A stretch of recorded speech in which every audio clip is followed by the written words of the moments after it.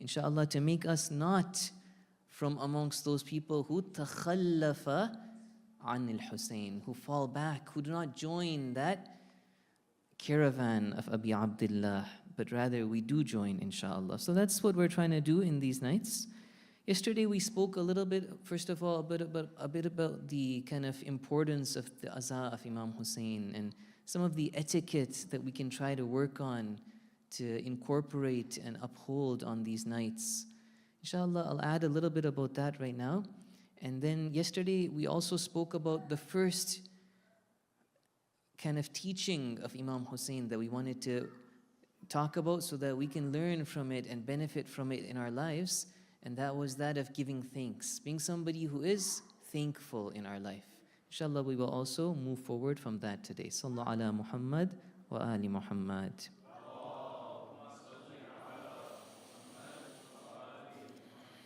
So just a little bit about the importance of these nights and how these blessed gatherings are so important and so valuable in the eyes of Allah, in the eyes of the Ahlul Bayt alayhimus salam. In one hadith from Imam al-Rida alayhi salam, we have that he's talking about his own father, Imam Kadhim alayhi salam, that how Imam Kadhim alayhi salam would be in the month of Muharram. Okay, so today is the first of Muharram. How would the Ahlul Bayt act? Okay, every other culture, most other cultures, New Year is a happy time. People light fireworks, people party, people, I don't know, get together and do fun things. But not the Shia with the coming of the new lunar year. Imam Rida alayhi salam says, كان أبي إذا دخل شهر المحرم لا يرى ضاحكا وكانت الكآبة تغلب عليه. When Muharram would enter, my father, Imam Kadhim alayhi salam, would not be seen laughing. His sadness, his sorrow, his grief would overwhelm him. And that would be the case until 10 days passed. And then the peak of this grief, the most sad of his situation would be on the day of Ashura. That would be the day of his calamity, of his sorrow, of his crying. Like I also indicated yesterday, we should really value these gatherings. These gatherings, again, in ahadith we have, are the object of the love of the Ahlul Bayt. We have this from Imam Sadiq, that indeed I love such majalis, where the remembrance of the Ahlul Bayt, the ahadith of the Ahlul Bayt are narrated. We should value this. It has not always been the case that the Shia community were able to freely gather together. There have been times in the past when people would gather in fear in the basements of their houses, worried about the tyrant, oppressive rulers finding out what they were doing and that they would be killed or imprisoned or tortured if they knew that they were Shia and if they were commemorating the aza of the Ahlul Bayt alayhimus salam. Perhaps that's why if we look at this very famous narration to do with the first of Muharram, it's a very beautiful narration also from Imam Rida alayhi salam that I thought I would narrate to you. There's one of the companions of Imam Rida comes to the Imam on the first of Muharram. His name is Rayyan bin Shabib. Perhaps that's the reason why what I just said, that there was a lot of the aza was hidden. It was something that was not, people were not in the time of the Banu al-Abbas, Banu Umayyah, the Shia were not free. They couldn't talk openly about such things. And so the Imam is teaching this companion of his that, do you know what day it is today? Do you know what happened in this month? As if maybe that Shia didn't know this. He had to be taught this by the Imam. So he comes to the presence, Rayyan bin Shabib comes to the presence of Imam Rida alayhi salam on the first of Muharram, and there is a lengthy conversation that happens. I won't read all of it, but I will read a part of it. The Imam says, O son of Shabib, indeed the month of Muharram was a month that before Islam, in the days of Jahiliyyah, in the ignorant, that period of ignorance prior to Islam, even those pre-Islamic Arabs, they honored this month. They considered this month to be a sacred month. It was from the Ashhurul Hurum. But alas, this ummah did not recognize the hurma, the sanctity of this month, nor did they recognize the sanctity of the Prophet of Allah. What did they do? They killed, in this very month, they killed his progeny, they imprisoned his women. May Allah never forgive them. Then Imam Rida starts to recite a musibah and tell us many beautiful points. He says, Yabna Shabib in kunta bakiyan li shay'in fabki lil Hussein. This is the importance of crying for Imam Hussein alayhi salam. He says, O son of Shabib, if there is anything you're going to cry for, then you should cry for Imam Hussein alayhi salam. Different ways we can understand this. What does that mean? Maybe one of the understandings we can take out of it is that no matter what, and alhamdulillah, the Shia community, we have this culture. We have been taught by the Ahlul Bayt that when we gather to remember our own loved ones, when we have a majlis, like today there was a majlis in remembrance of this Sayyid Marhum who passed away, we normally remember Imam Hussein. We connect our own grief to the grief of Imam Hussein. This is, in a sense, maybe one of the meanings we can take out of this. In kunta bakiyan li shay'in fabki lil Hussein ibn Ali ibn Abi Talib. Then a little bit later, Imam Rida, I won't read everything, he says, O son of Shabib, verily my father told me from his father, from his grandfather, that when my grandfather Hussein was killed, the sky rained down blood, and red clay, red earth came down from the skies. Then he says, O son of Shabib, if you cry for Hussein until a tear or your tears flow down on your cheeks, then God will forgive all of your sins. May they be, regardless of whether they are greater sins or smaller sins. O son of Shabib, if you would like to meet Allah Ta'ala Azza wa Jal without any sin on you, without any sin upon you, then go and do ziyarah of Hussein. O son of Shabib, if you would like to have these palaces in paradise with the Prophet of Allah sallallahu alaihi wasallam, then send la'na on the killers of Hussein. Two more lines. O son of Shabib, if you would like to have the reward of those people who were martyred along with Hussein alayhi salam, then whenever you remember him, say this line, Ya laytani kuntu ma'ahum fa'afuza fawzan 'azima. That how I wish that I had been with them and I could have attained this great success. And the last line, O son of Shabib, if you would like that, if you would be pleased that you are with us the Ahlul Bayt, you have these high positions in paradise, then be sad with our sadness and be happy with our happiness. And it is upon you to have our wilayah. For verily, if a man were to have wilayah of a stone, God would raise him with that stone on the Day of Judgment. Sallallahu ala Muhammad wa ali Muhammad.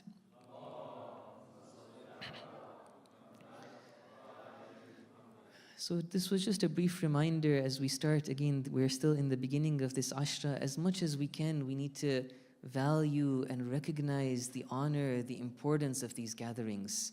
How much we are in need of these gatherings to connect to Imam Hussein alayhi salam, to benefit from Imam Hussein alayhi salam, inshallah.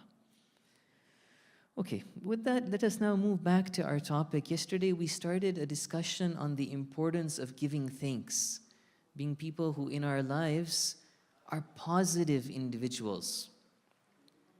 People who, as they would say, we don't see the cup to be half empty. Okay, we value the blessings that God has given us and we thank Allah for those blessings. We talked a little bit about this yesterday. We narrated some hadith and some ayat. I wanted to add a few more points and then move on to a second lesson from the maktab of Imam Hussein alayhi salam. Two more points about giving thanks though. So when it comes to giving thanks, we have to remember one thing, that the real type of thanks, the real shukr haqiqi, that true thankfulness that God wants from us, is not just something that is uttered on our tongue. It's not just that we pick up a tasbih and we say shukran lillah, shukran lillah, shukran lillah. That is very valuable. I'm not saying it's not valuable. But the true thankfulness is that we have to live a life of servitude to God. We obey Allah. We do what He wants from us. That is the true way of showing thanks to Allah Ta'ala. That He has given us blessings. How do we thank Allah with the blessings? God has given me a family. What a huge blessing that family is. Now the way that I have to thank Allah is by treating that family appropriately, by doing my responsibility, learning what my responsibility is to them first of all, and then treating them in that way that God wants me to treat them, which of course is not going to always be easy. At times it's going to require that I control my anger, I control my tongue, but that is what true thankfulness entails. So I'm not, again, I just want to go back to this point that I'm not saying that that servitude and that remembrance of God that is on our tongue is not valuable. No, it is very valuable. We don't want to say that, oh, dua and prayer and tilawah of the Quran is only valuable when it is with hudur al-qalb, when it is accompanied with concentration and understanding. We shouldn't read the Quran if we don't know Arabic. No, that's not the case at all. Okay, even just these words of hadith, of dua, of ziyarah, of the Quran have nur in them. They have blessings in them. Even if we simply utter these words, it will have an effect on us. But we need to work to go beyond that surface level relationship with the religion of Allah. Beyond just simply talking the talk, and in fact trying to move towards walking the walk. Okay, so on the one hand, reciting these words, shukran lillah, or Quran, dua, ziyah, all of that is very important, but it should be part and parcel of our overall goal of being a servant to Allah. That dua that I do should give me that energy, it should give me that relationship with God, that feeling of closeness to God, that when I get tested, when the real test comes in my life, then because of that relationship I have with God, I am able to control myself. If I limit my relationship with God to a very surface level relationship, then when I'm tested, I won't pass those tests. I won't have that deep connection with God that will help me to hold myself and be strong when I am tested. And definitely everybody will be tested in their life. Okay, so this was the first point that I wanted to make about shukr, the true shukr being the shukr amali, not the shukr lafzi. Meaning that not just the verbal thanks. Verbal thanks is valuable, but it's not as valuable as the practical thanks. Another example I thought I would quickly mention of giving thanks that comes in the Holy Quran is that of the advice that Luqman al-Hakim gives to his son. Okay, we have a very important individual in history who is a very wise individual. Both in the Holy Quran, in the Quran there's a whole surah that is named after him. The 31st chapter of the Quran is called Surat Luqman. And even in ahadith, we have many ahadith that talk about this eminent and important individual. We have in ahadith that he was not a prophet of Allah, but he was somebody who used his intellect. He thought, he pondered upon the right kind of things, maybe his responsibility about Allah Ta'ala, and he achieved a very high level because of that, because of using his intellect. He loved God and God loved him. And because of that, God gave him hikmah. He is known as Luqman al-Hakim, which we will translate as wisdom. It's not a very maybe precise translation, but for now, let's just translate hikmah as wisdom and say that he is Luqman the wise.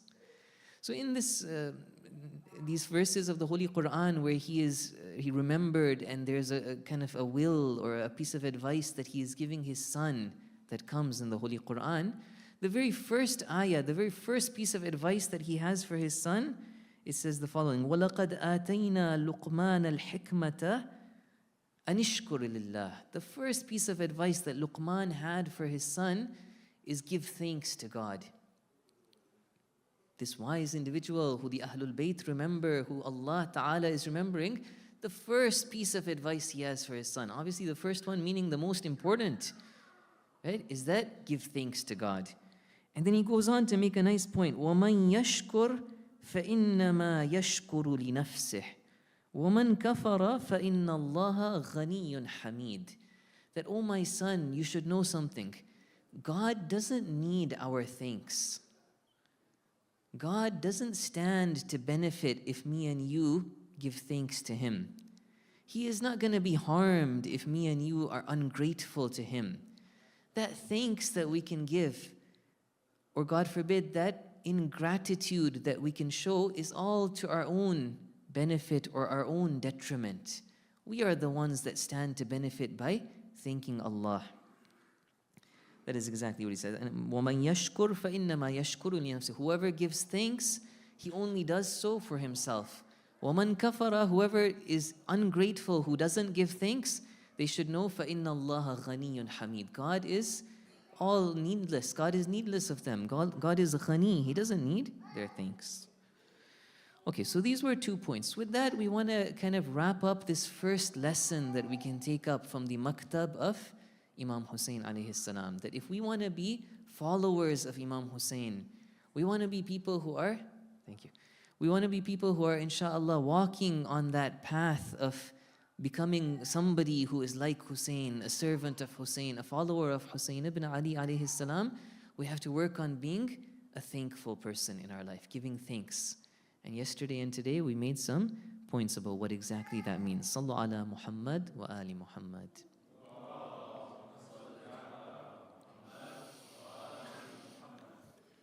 The next point that I wanted to now focus on, which I'll connect to giving thanks, is that we want to be people who don't just live our lives and say whatever we want to say and do whatever we want to do without thinking.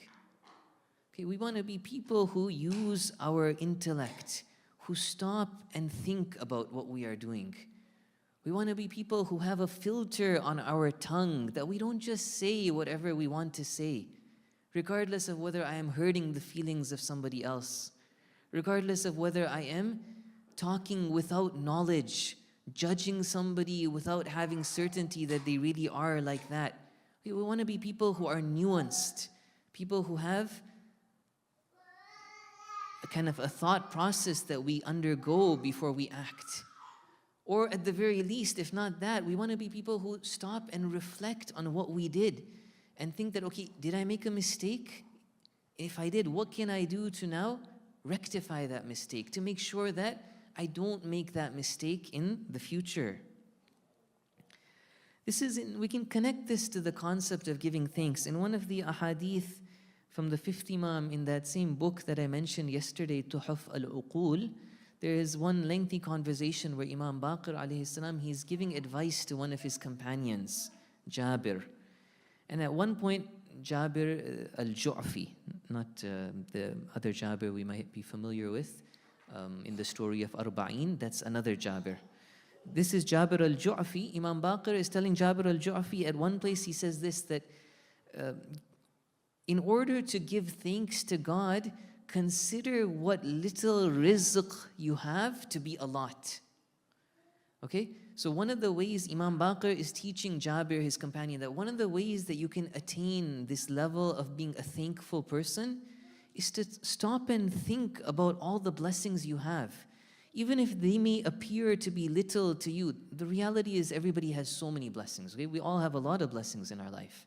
Even if they may appear to be little, you should make it look to be a lot. Consider it to be a lot. And that will be a way that you can become a thankful servant of Allah. So I'm using that hadith to somehow make a relationship that one of the ways we can work on giving thanks is now this second piece of advice that we want to look at, that Imam Hussein, that Islam, that the Ahlul Bayt alayhimus salam have for us. That we want to be people who think about life, think about our actions, think about what we are doing. I mean, if we just think for an example, a simple example of one thing we can think about on a day-to-day basis is how much we owe God in terms of how, for example, our body is so perfect. We all have like such a complicated, intricate body that if one body part of ours had, God forbid, stopped working, how difficult our life would be. Like, this is an example. For somebody who has sicknesses, they can think of another example, or they could focus on this example in maybe a certain way. But generally, most of us, inshallah, we are healthy, and so this is a huge, huge blessing that sometimes we don't value. When we are young, our body is we don't even think about it. God forbid, we even abuse our body and we smoke, or we, I don't know, don't eat healthy food, we don't exercise, and then one day we regret that. Okay, so when we have that, we should value this blessing of Allah. That if one organ, one body part of ours were to become sick, how much difficulty would that put me through? But I live my life day in, day out without even thinking about what a huge blessing I have. If my kidney stopped working, how difficult would it be for me to go for dialysis? How much time, how much money, how much effort would I have to go through dialysis to take care of the function of the kidney that God has given me, right? These are blessings of Allah that if we stop and think about it, then we would somehow value what God has given us. We would somehow be able to be a thankful person. Again, I will reiterate this point that I mentioned yesterday, that everybody has difficulties in their life. Okay, it's not like anybody's life is going to be totally rosy, and life is not just distributing candies and getting everything we want. But we need to have a kind of outlook that is something that will be positive, that will allow us to progress, allow us to improve, allow us to reach those true perfection, those human spiritual perfections that we are after. If I just sit down and always complain, if I don't praise God, I don't thank God, I don't look at the positive aspects of what God has given me, then I won't be able to then use what God has given me to excel, to progress, to go forward. So this is all part of having that outlook, being thankful, thinking about God's blessings can be the means by which I work towards the goal that I have in my life. Of course, like I said, everybody we shouldn't fool ourselves. We know that the dunya is not a place of happiness constantly, and everything is not going to always be perfect for us. In one of the ahadith, Amirul Mu'mineen alayhi salam says, فَإِنَّهَا دَارٌ. He's talking about the dunya. Imam Ali alayhi salam has very strong statements where he's like disparaging the dunya at times and putting it down and making it look really bad. In one of these kind of statements, he says, فَإِنَّهَا دَارٌ بِالْبَلَاءِ مَحْفُوفَةٌ. The dunya is an abode that has been encompassed by bala. Affliction has surrounded it. وَبِالْعِنَاءِ مَعْرُوفَةٌ. It is an abode, it is a place, the world that we live in, the material, physical world. It is a place that is known for hardship. وَبِالْغَدْرِ مَوْصُوفَةٌ. It is something that is, the characteristic of it is that it is deceitful. It deceives us. It attracts us. It makes us think that true perfection lies in dunya, money and health and power and fame. And then God forbid we spend all of our life going after that dunya, and then one day we realize that we've been deceived. And there were all these spiritual levels that we could have attained and we never attained in our life. Okay, so the second basically piece of Husseini advice that I wanted to give is that Imam Hussein alayhi salam wants us to be people who use our intellect, who think about what we are doing, where we are going, who stop to ponder upon our actions. We have so many ahadith that talk about this, that a believer is somebody who does muhasabah of himself. He spends some time in his day to evaluate his actions, to think, what was it that I said? What was it that I did today? Did I make a mistake? Did I do something wrong? And then that is a way that he can improve, he can work on himself. If he did the right thing, he gives thanks to God. If he did the wrong thing, he asks for forgiveness, and then he starts using his mind and thinking, okay, what can I do that I don't make this mistake tomorrow? In one of the ahadith, Imam Kadhim alayhi salam says, Sallu ala Muhammad wa ali Muhammad.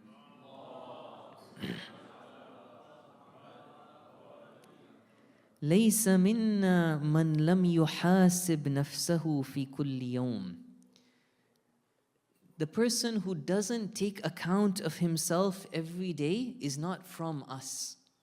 That's a very heavy statement. One of the Ahlul Bayt, these divinely appointed spiritual guides for humanity, is saying that this kind of a person is not from us. They do not have that connection to us that they should have. Okay, what is the person who is not from us? Somebody who doesn't take account of himself. And then how does a person, how is he supposed to take account of himself? فَإِنْ عَمِلَ حَسَنًا استزاد الله وإن عمل سيئا استغفر الله منه وتاب إليه. This person who takes account of himself, if he sees that he has performed a good deed, he asks Allah to give him more, to increase him in this goodness. And if, God forbid, he sees that he did a mistake, he committed a sin, he looked at something that he was not supposed to have looked at, he said something he was not supposed to have said, he will ask for forgiveness from Allah. And then he will seek forgiveness. Part of seeking forgiveness, my dear brothers and sisters, which we can get from other ahadith, is that we need to make a plan to make sure we don't keep making these mistakes again and again. We need to talk to people who can guide us. If we don't know what the right course of action is, let's say I have an addiction. I know I shouldn't be addicted to this thing, but day in and day out, I'm still addicted to it. I'm not changing my mistake. I need to work on it. I need to think about, if nothing is working, I need to go to an expert. I need to go seek the advice of a pious, sincere, sympathetic, not somebody who just wants money, somebody who actually wants to help me. I need to seek their advice and, inshallah, get the guidance that I need to then work on what I got to do to improve myself and break this addiction that I have. Let me give you guys a story here, inshallah, and then maybe we will move to the musibah after that. There was a famous mystic, a famous poet from the city of Tehran who lived more than 100 years ago. He died less than 100 years ago, but maybe it was about 100 years ago when he was writing this poetry that I'm going to, for example, give you an example of. His name is Abul Hassan Tawhidi Amin, but his when he would write poetry, the name that he would use is Tuti Hamadani. Okay, so he was somebody from the city of Hamadan, another city in Iran, and he had moved to Tehran. He was a young guy at that time. He had a lot of interest in religion. He studied a little bit, but not too much. He never wore the clothing of a scholar. He didn't study in the Islamic seminary a lot.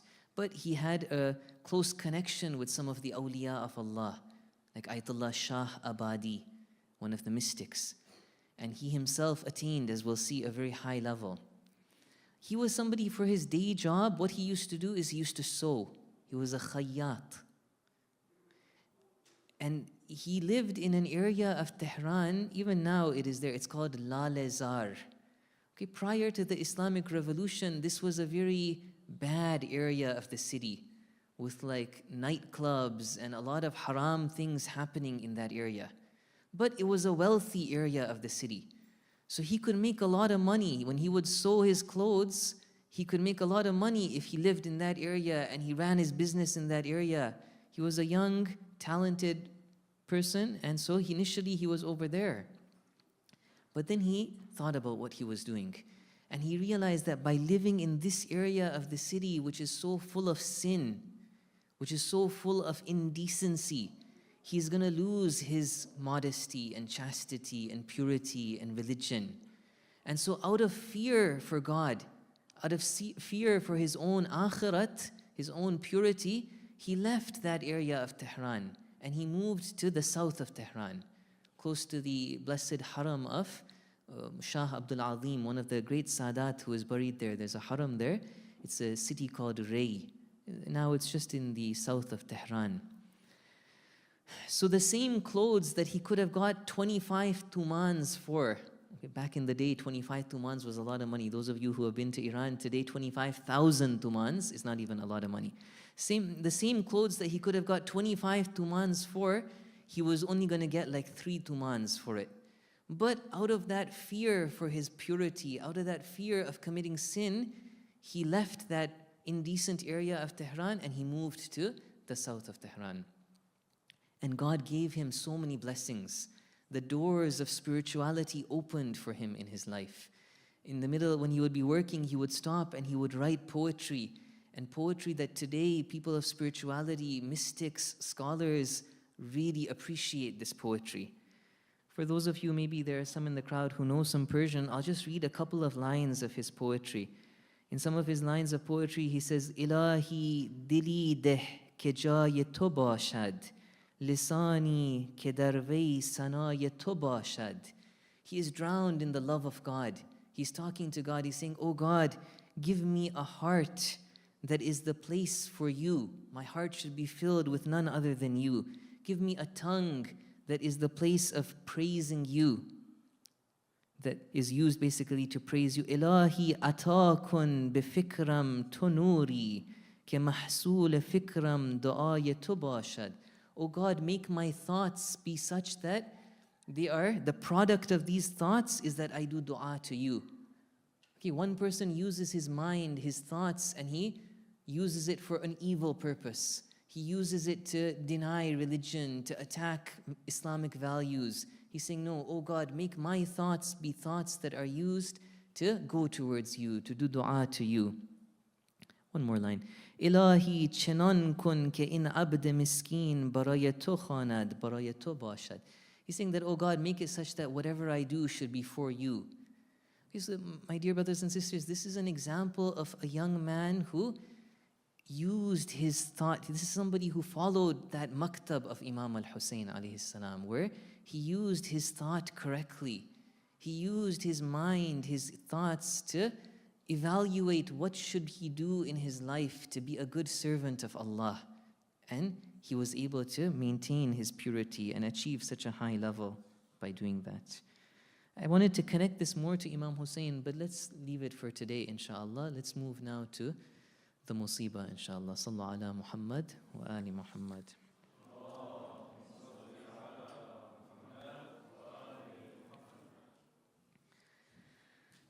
السلام عليك يا أبا عبد الله وعلى الأرواح التي حلت بفنائك عليكم مني سلام الله أبدا ما بقيت وبقي الليل والنهار ولا جعله الله آخر العهد مني لزيارتكم السلام على الحسين وعلى علي بن الحسين وعلى أولاد الحسين وعلى أصحاب الحسين. Peace be upon you, O heir of Adam, direction of angels in prostration. Peace be upon you, O trustee of Nuh, fastest and widest ship of salvation. Peace be upon you, son of Ibrahim, O the one chosen as Dhibhun Azim. Peace be upon you, cherished of Musa, who sets water gushing from eyes as the streams. Peace be upon you, O breath of Isa, whose being revives hearts dead for certain. Peace be upon the love of Muhammad, one who was robbed of his ring and turban. Peace be upon you, O Rose of Ali, whose children were tortured without reason. Peace be upon the brother of Hassan, he who received arrows but no kafan. We were talking about joining the caravan of Imam al-Hussein. Let us go remember that real caravan of Imam al-Hussein, that on a night like this, or on a day like tomorrow rather, on the 2nd of Muharram, this caravan will now reach the land of Karbala. Imagine the state of the women and the children in this caravan. When they left Medina, when they left Mecca, they must have thought that we are going towards a victory. Thousands of people are calling Imam al-Hussein. We are going to go. There will be people who will support our Imam and we will win in this battle against Yazid. But as that caravan was making its way from Mecca to a place where they were stopped by Hur and then in a different direction until they reached the land of Karbala, at some point, no, they realized that things have changed. The situation in Kufa has changed. Of course, Imam al-Hussein alayhi salam was the Imam. He had ilmul ghaib, and even if he didn't have ilmul ghaib, maybe he would have been able to foretell what would happen. He knew what his end situation would be. It is narrated that as Imam al-Hussein was leaving the city of Mecca, so initially, you know, he was in Medina, then he left Medina when he did not pledge allegiance to Yazid al-Mal'un. He went to Mecca and he remained in Mecca for more than 4 months. In this time in Mecca, thousands and thousands of letters of the people of Kufa were sent to him, calling him to Kufa. Eventually, just as the Hajj is starting in the month of Dhul Hijjah, the Hajj in those days was a ritual that important individuals in society had to be participating in. But this important grandson of the Prophet ﷺ, no, he's not going to participate. As other people are going to start their Hajj, Imam al-Hussein exits from the state of Ihram. He does tawaf, sa'i, he leaves the state of Ihram and he makes his way towards Kufa. It is narrated that at this point he gives a khutbah as he's leaving Mecca. What a strange, ajib khutbah. In this khutbah he is foretelling his own, he's reciting his own musibah, he's foretelling what's going to happen to him. At one point in this khutbah he says, خط الموت على ولد آدم مخط القلادة على جيد الفتاة. He's already talking about death. He says that death has made a mark on human beings the way a necklace makes a mark on a young lady's neck. What is he saying? Maybe he's saying that death is a reality. Death is something beautiful. It's something that he knows he is going towards. He goes on to say, وَمَا أَوْلَهَنِي إِلَىٰ أَسْلَافِي إِشْتِيَاقَ يَعْقُوبَ إِلَىٰ يُوسُف. How much do I long to meet my forefathers? How much does he miss his father Ali alayhi salam, his grandfather, his great-grandfather? Then he says, وَخُيِّرَ لِي مَصْرَعٌ أَنَا لَاقِيهِ. God has ordained a place that I am going to be killed, I'm going to fall. It is as if I can see that the wolves of the desert are ripping my body parts apart in a place between Nawawis and Karbala. Nawawis was a place close to Karbala. He says, in this land I can see that I'm going to be killed. So Imam al-Hussein, he knew what was going to happen. Let us go forward now. That caravan makes its way to the land of Karbala. Many things happen along this journey, some of which, inshallah, in the upcoming nights we will recount. At one point he meets Zuhair ibn al-Qayn, who joins with him. Some people join with him, some people leave him apparently on this journey. At one point he meets Hur and the army of Hur, and they stop him from going to Kufa. And they come to an agreement that they will go in another direction. Neither will he return back to Medina, nor will he proceed towards Kufa. The time comes that Imam al-Hussein comes to a land on the 2nd of Muharram. He asks the people, "Ma yuqalu li hadha al-ard?" What is the name of this land we have come to? And he is told this land is called Karbala. Imam al-Hussein alayhi salam, he is always thinking of Allah. He is connected to Allah. He is immersed in the love of Allah. Right away he does dua, Allahumma inni a'udhu bika min al-karbi wal-bala. That, oh Allah, I seek refuge from you from karb and bala, from difficulties and calamities. My dear brothers and sisters, at this point it is narrated in the books of history that Imam al-Hussein, he gathers his family, they disembark from their horses, from their camels, he gathers his children, he gathers his sisters and his family.